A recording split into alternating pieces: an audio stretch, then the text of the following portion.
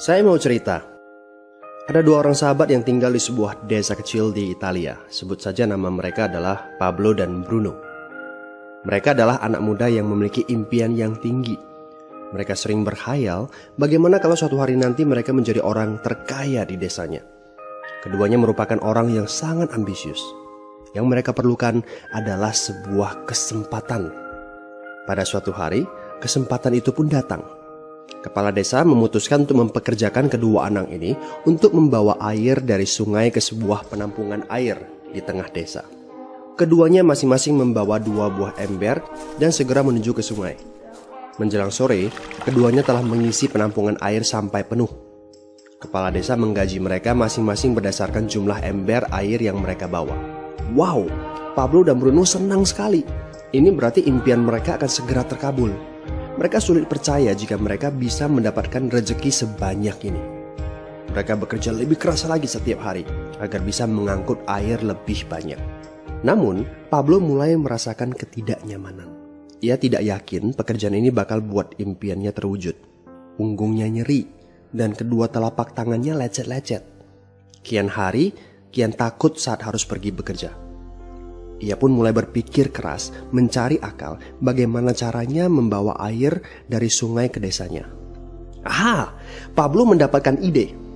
Bruno, saya punya rencana. Daripada kita mondar-mandir bawa-bawa ember setiap hari, kenapa kita nggak sekalian aja buat sebuah saluran pipa dari sungai ke desa kita? Saluran pipa? Ide dari mana itu? Seru Bruno. Kita udah punya kerjaan yang bagus, Pablo. Saya bisa bawa 100 ember sehari. Saya akan jadi orang kaya. Di akhir minggu, saya bisa beli pakaian baru.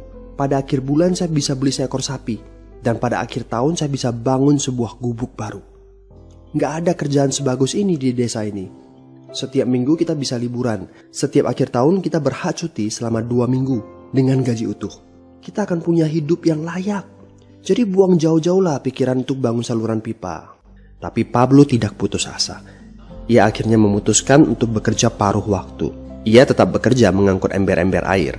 Separuh waktunya, serta di akhir pekan, dia luangkan waktu untuk bangun saluran pipanya. Hal itu tidak mudah. Penghasilannya otomatis menurun dan dibutuhkan waktu 1 hingga 2 tahun sebelum saluran pipanya bisa menghasilkan sesuatu yang berarti. Bruno dan orang-orang desa mulai mengejek Pablo. Dia menyebutnya Pablo si manusia saluran pipa. Bruno yang berpenghasilan hampir 2 kali lipat dari Pablo terus memamerkan barang-barang baru yang berhasil ia beli. Sapi, keledai, pakaian, sepatu baru, gubuk bertingkat 2. Bruno bisa makan mewah di kedai. Orang-orang di desa menyebutnya Tuan Bruno. Sementara Bruno berbaring santai di sore hari pada akhir pekan, Pablo terus saja menggali saluran pipanya. Pada bulan-bulan pertama, Pablo memang tidak bisa menunjukkan hasil dari usahanya. Pekerjaannya memang sangat berat, bahkan lebih berat daripada kerjaan Bruno. Karena Pablo juga harus bekerja pada malam hari. Demikian pula di akhir minggu. Tapi Pablo selalu mengingatkan pada diri sendiri bahwa impiannya dibangun berdasarkan pada perjuangan yang dilakukan hari ini. Dari hari ke hari, dia terus menggali, inci demi inci. Sedikit demi sedikit, lama-lama jadi bukit. Dari 1 inci kemudian menjadi 1 kaki. Kemudian jadi 10 kaki. Kemudian 20 kaki, 100 kaki, dan seterusnya. Bersakit-sakit dahulu, senang-senangnya kemudian. Demikian dia terus menyemangati dirinya sendiri. Sepulang kerja, tubuhnya lelah sekali. Fokus pada hasilnya. Kata-kata itu terus ia ulangi dalam hati setiap hari saat dia pergi tidur. Sementara dari bar di desa itu terdengar gelak tawa mengiringinya ke alam mimpi. Ayo, fokus pada hasil akhir. Hari berganti bulan, saluran pipanya sudah setengah jadi. Saat beristirahat, Pablo melihat dari jauh sahabatnya Bruno yang terus saja mengangkut ember-ember. Bahu Bruno tampak semakin lama semakin membungkuk. Dia menyeringai kesakitan. Langkahnya semakin lamban akibat kerja keras setiap hari. Dia semakin jarang bersantai-santai di tempat tidur gantungnya. Dia lebih sering terlihat di bar, duduk dengan wajah letih dan murung. Saat pengunjung bar melihat Bruno, mereka saling berbisik. Hei, ini dia Bruno si manusia ember. Dia lebih suka duduk sendiri di sudut yang gelap ditemani botol-botol kosong di sekelilingnya. Akhirnya, saat bahagia Pablo pun tiba.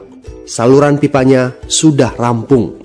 Orang-orang desa berkumpul saat air mulai mengalir dari saluran pipanya menuju ke penampungan air di desa.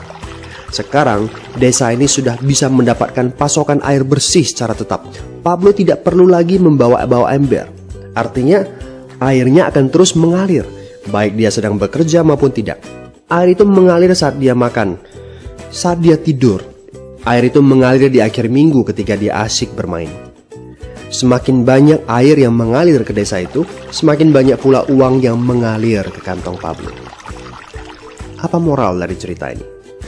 Pertanyaan yang paling penting untuk kita renungkan adalah, siapakah Anda? Seorang pembawa ember atau seorang pembuat saluran pipa?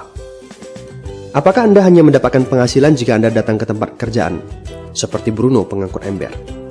Atau Anda termasuk orang yang bekerja hanya sekali saja, kemudian Anda dibayar terus-menerus, seperti Pablo pembuat saluran pipa? Jika Anda termasuk orang kebanyakan, itu berarti Anda bekerja dengan menggunakan pola pembawa ember. Anda membarterkan waktu untuk mendapatkan uang.